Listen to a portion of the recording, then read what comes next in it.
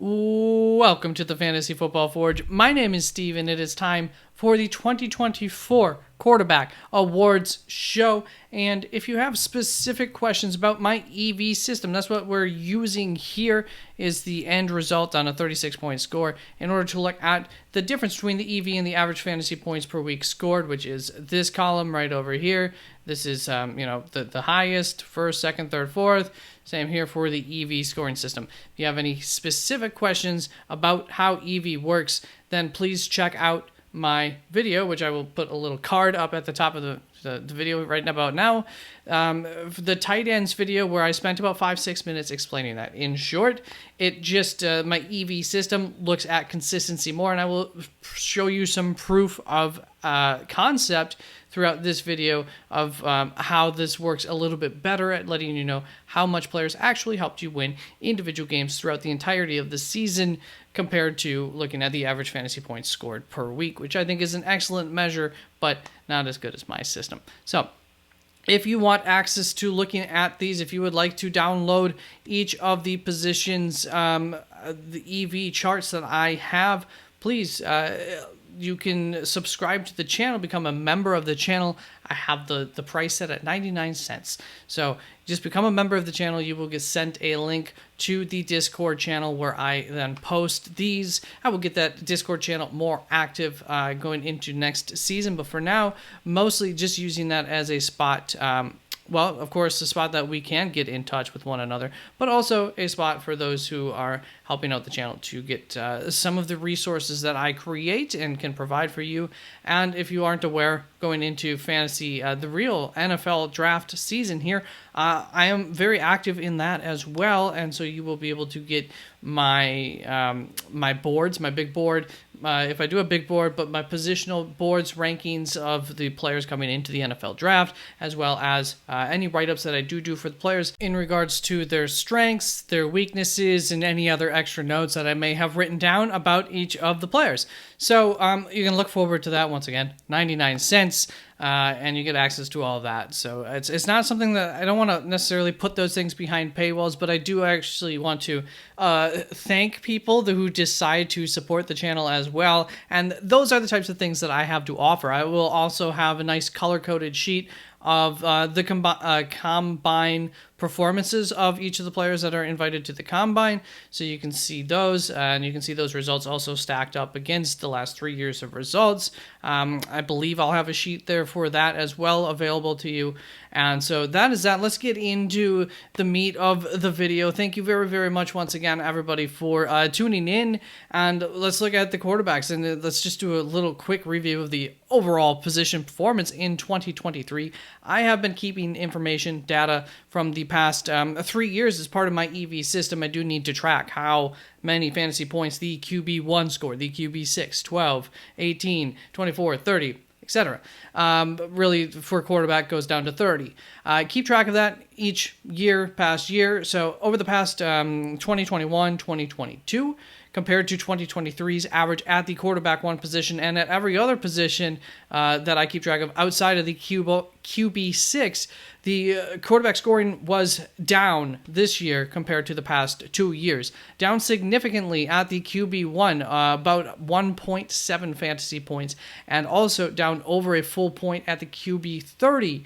At QB6, no change. Its average was 22.9 fantasy points from 2021 and 2022, as well as the average in this year, 2023's, for the quarterback 6 was 22.9 fantasy points scored. At quarterback 12 and quarterback 18, not much of a difference, but down a little ways. But then we started to see, before we got to the quarterback 30, over a half a point difference at the quarterback 24. So at the top of the position and at the bottom of the position, we saw things go downwards as far as total scoring, and the middle section kind of held its own. So if you got some of those, especially if you got higher performers in those middle rounds, you got more value out of those guys than you might have even in previous years. And that's just how things went this season. This is the column right here that we're really taking a look at to find some of these comparisons that I will show you between a couple of players to show you how the EV system, proof of concept type stuff. But first, let's just look at how, according to EV, these players did in 2023. And we'll see that also minimum sample size of 5 games. So there are some players that made it on here even though they have a small sample size. Take those also with a grain of salt. Smaller sample sizes if leaves less room for poor games, or in the opposite direction, leaves less room for guys to have bigger performances, which might have helped their total value to teams. Regardless, these are the end results. And so Josh Allen and Jalen Hurts both were the QB1 and the QB2 on the season by far and away via average fantasy points per week, and EV both agreed on that, and the fact that Josh Allen was number 1, Jalen Hurts number 2. Joe Flacco comes in at number 3 here, would have been 4 via average fantasy points per week.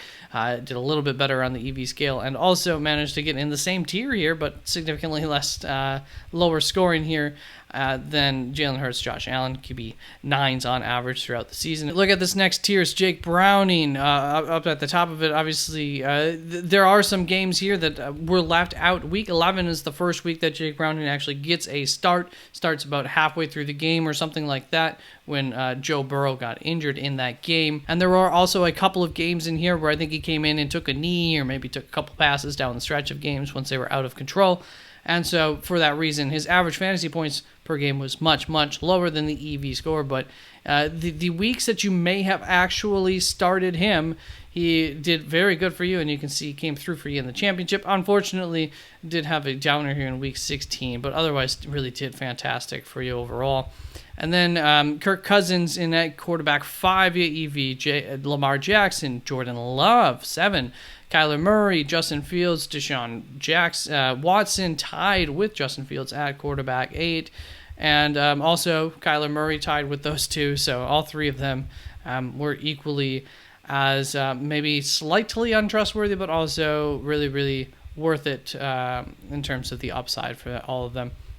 In terms of fantasy points scored, then you got a couple of guys who will look closer at Brock Purdy, Dak Prescott, C.J. Stroud, Patrick Mahomes, Russell Wilson, Baker Mayfield, Jared Goff, Justin Herbert, Matt Stafford, all here in this same tier as kind of quarterback 15s or better on average for you.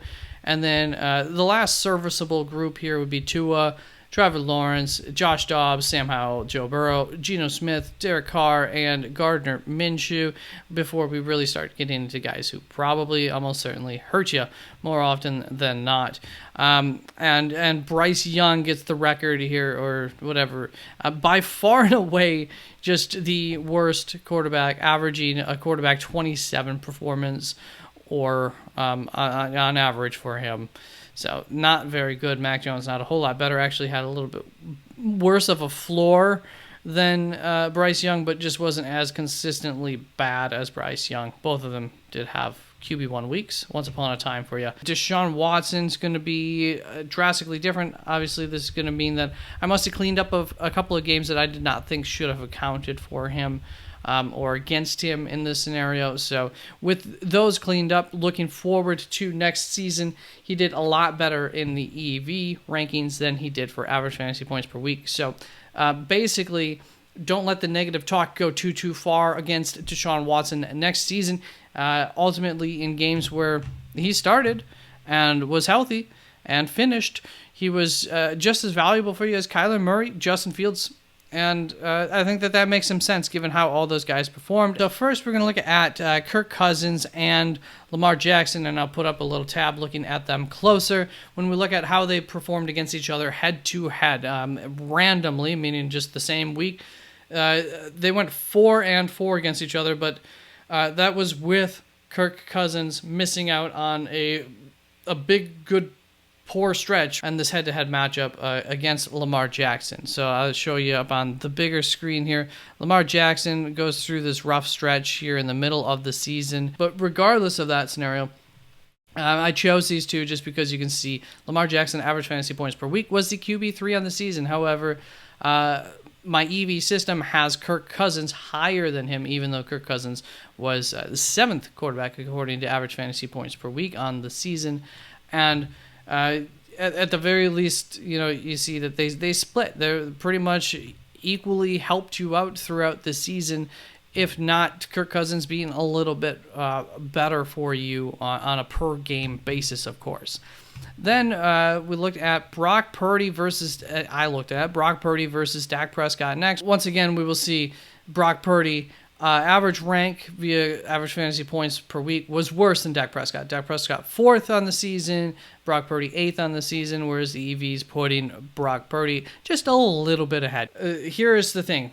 For both of these two, they are lower also in EV, significantly for Dak Prescott and by just a couple of spots really for Brock Purdy. Why are they lower in EV than average fantasy points per week? Well, it is because of the floor that these guys just popped up every now and again against you. We got this bad game here for Brock Purdy in week 6, and then in week 16, also, a very important game there in the semifinals. I'm almost positive that cost people championships, even people, I believe, that follow the channel. And then Dak Prescott here also might have not even let you get to the semifinals because of his third really, really poor week on the season, a quarterback 30 week or worse. And that's what happened with these two. Only 2 of the top 17 quarterbacks had more than one quarterback 30 or worse game, and those 2 were Dak Prescott and Brock Purdy. The top 17 quarterbacks should get you to, I believe, Jared Goff there, maybe Justin Herbert. The worst thing for Dak Prescott and why he did do so much worse here compared to average fantasy points per week on the EV system is that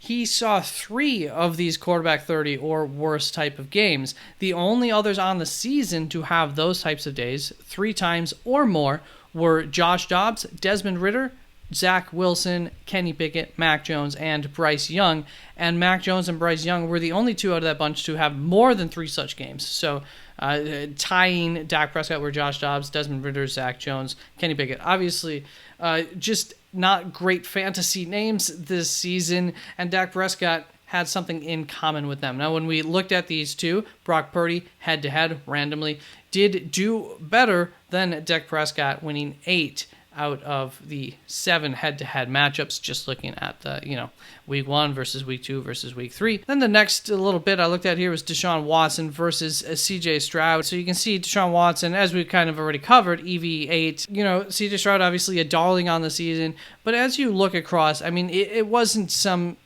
amazing fantasy season. There were struggles, and that popped up here at the end.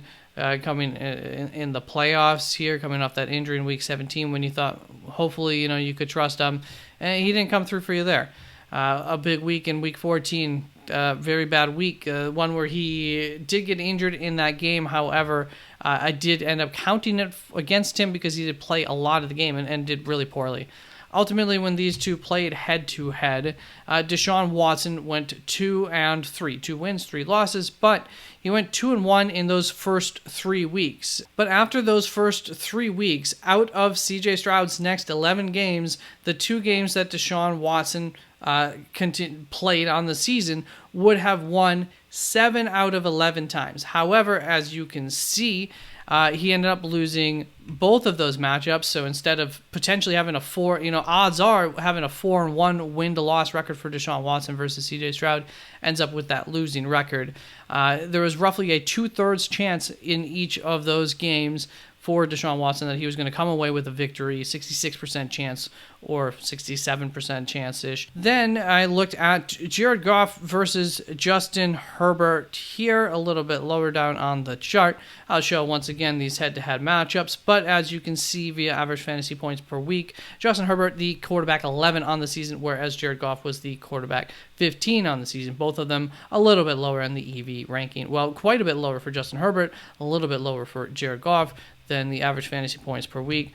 Almost the same here for EV, but at the end of the day, when we do compare these 2, I looked at this and I said, I don't know that I agree with this because I'm just kind of going down looking for where we're seeing, the EV system disagreeing with the average fantasy points per quarterback system so much that we have a difference in which player was better for your team on the season. And immediately on this one, I wrote that not one I agree with, ... Seems I included Herbert's final game. So much like what I did with CJ Stroud, ended up deciding to include Herbert's final game, even though sometimes when a player gets injured, I remove those games. It's a subjective system, but I try to be objective about making the call on whether to include those games or not. And so I also wrote a little note. I wrote this before tallying their head-to-head matchups. Once I did tally the head-to-head matchups, we would find out that Jared Goff went 4-7, did have a little bit of bad luck with the matchups. If you want to look a little bit closer at that, you might see what I'm talking about.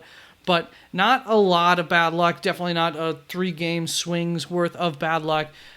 So this is one of those scenarios where I think the EV system just kind of got it wrong for whatever reason. I would tend to say I think Justin Herbert, and going into next season, was probably the better fantasy quarterback than Jared Goff, and I expect him to be yet again next season.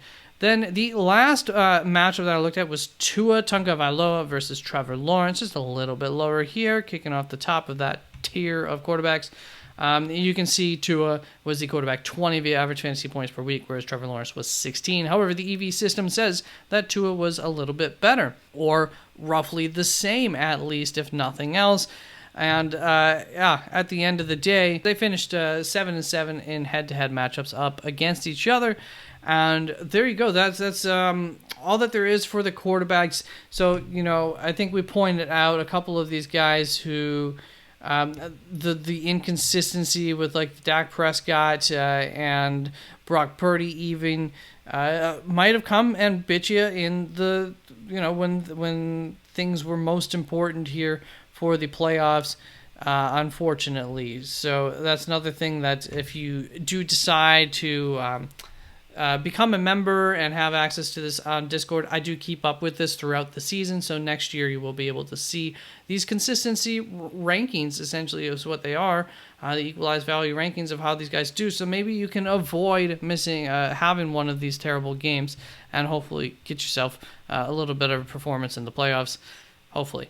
So, thank you very, very much once again for a very successful fantasy football season, and on to the NFL draft. But I will continue to do the wide receiver and running back video yet for the awards videos. Peace out.